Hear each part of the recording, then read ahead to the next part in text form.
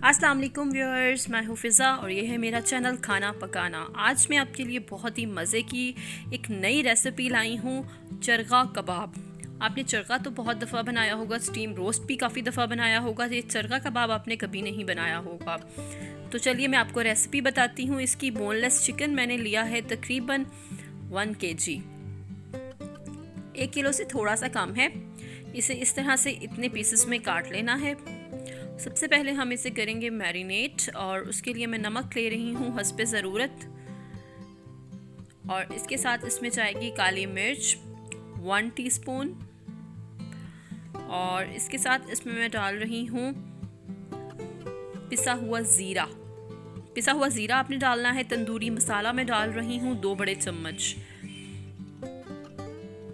और इसके साथ इसमें अदरक पेस्ट आएगा 1 बड़ा चम्मच।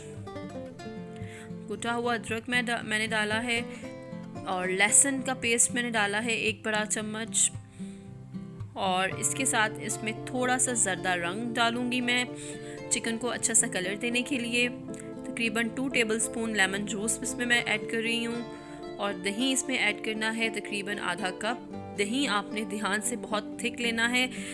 मैरिनेशन में अगर आप दही पतला लेंगे तो आपकी मैरिनेशन बिल्कुल अच्छी नहीं होगी। तो आपने इस चीज़ का ख्याल रखना है दही बहुत ज़्यादा गाढ़ा हो, तभी आपकी मैरिनेशन बहुत अच्छी होगी।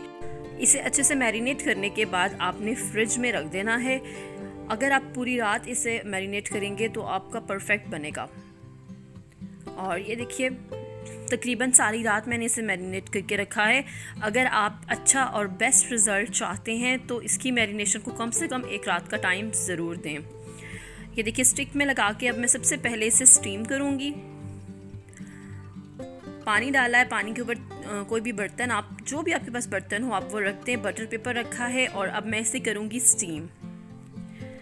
जब ये बहुत जल्दी गल जाएगा, तकरीबन 15 से 20 मिनट में हमारा जो गल के तैयार हो जाएगा। ये देखिए, स्टीम हो चुका है। हमारा जो पहला स्टेप था वो कंप्लीट हो चुका है। बहुत अच्छे से गोश्त गल गया है। अब सेकंड स्टेप की तरफ आते हैं। अंडे की जर्दी ली है मैंने 2 अदद, और इसमें मैं ऐड करूँगी थोड़ा सा चावल का आटा, तकरीबन 2 टीस्पून, और इसमें काली मिर्च आएगी, थोड़ा सा नमक टेस्ट के लिए, और गरम मसाला। अच्छा, इसे अच्छे से मिक्स कर देना है, और इसे लगाना किस तरह से है ये मैं आपको बताती हूँ। कोट नहीं करना। ये देखिए, इसको आपने क्या करना है, इसके ऊपर हल्का हल्का सा इस तरह से डाल देना है, और फिर हाथ से ये जो मैरिनेशन है ये अच्छे से सारे जो पीसेस हैं उन पे कोट कर देनी है। इस तरह से डिप नहीं करना इसे। इसी तरह से मैं तमाम स्टिक्स पे जो है ये जो कोटिंग है ये अच्छे से हाथ से कर दूँगी। और व्यूअर्स, अगर आपको मेरी ये वीडियो पसंद आती है तो लाइक करना मत भूलिएगा। अब इसे करना है फ्राई। 2 स्टेप हैं हमारे इस रेसिपी में। सबसे पहले हमने मैरिनेट करके इसे स्टीम करना है, और स्टीम करने के बाद हमने इसे फ्राई करना है। और इसे आप चाहें तो डीप फ्राई कर लें, चाहे तो ऐसे फ्राई कर लें, वो आपकी अपनी मर्ज़ी है। ये एक तरफ से हो चुका है, और दूसरी तरफ से मैं इसे करूँगी। दूसरी तरफ से भी मैं इसे गोल्डन ब्राउन कर लूँगी। आप देखेंगे वो जो मैरिनेशन हमने की है उसको हालांकि आपने डिप करके नहीं लगाया, लेकिन फिर भी उसकी बहुत अच्छी कोटिंग आएगी।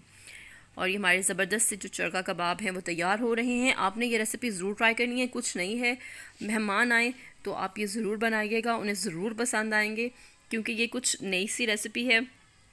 और अगर आपने सारी रात इसे मैरिनेट करके रखा है तो आपका ज़बरदस्त चरगा कबाब बनेगा। और ये देखिए कितना ज़बरदस्त बना है। सो आपने ज़रूर ट्राई करना है। मिलते हैं अगली वीडियो में। अल्लाह हाफ़िज़।